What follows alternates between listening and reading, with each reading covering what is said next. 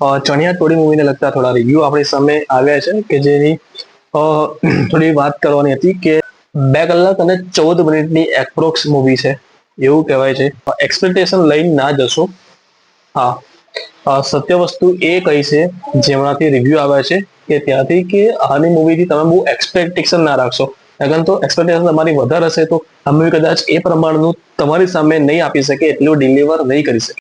Expectation લઈને ગયા છો તો એટલી હદ સુધી તમને એ નહીં એન્ટરટેન કરી શકે.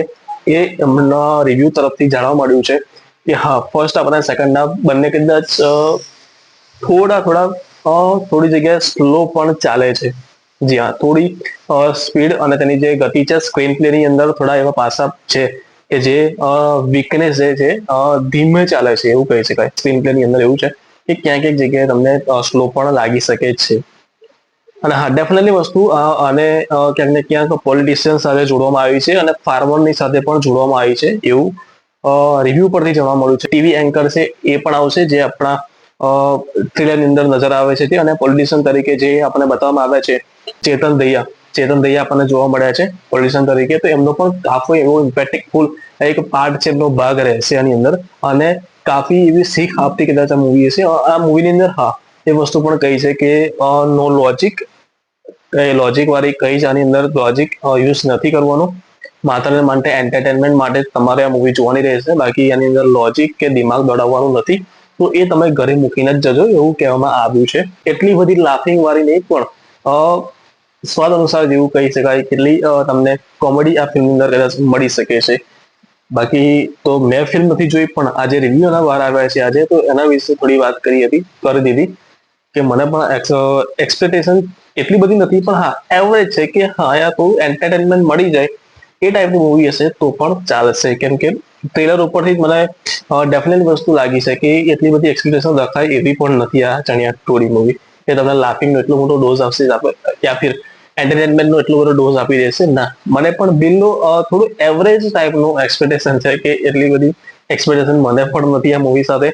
અને જે સોંગ છે પોપટ, જે સોંગ અત્યારે ધૂમ મચાવી રહ્યું છે યુટ્યુબ પર, ઇન્સ્ટાગ્રામ પર, તો એ સોંગ પણ લાસ્ટમાં છે.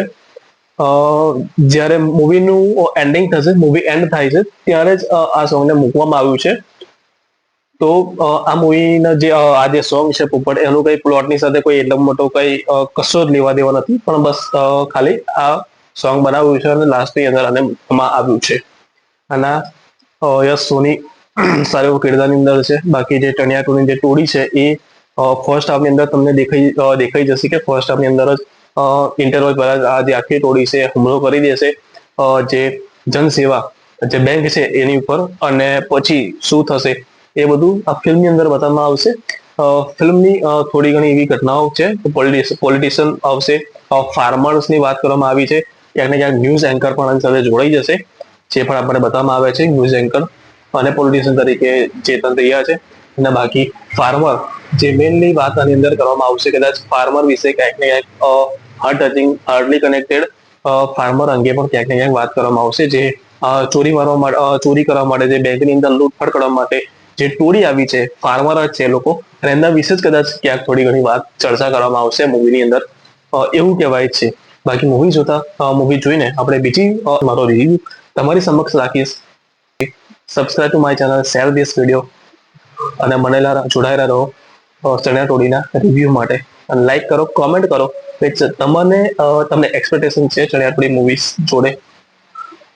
બાકી દિવાળીનો તહેવાર છે, happy Diwali and happy new year. મળીએ રિવ્યુ સાથે.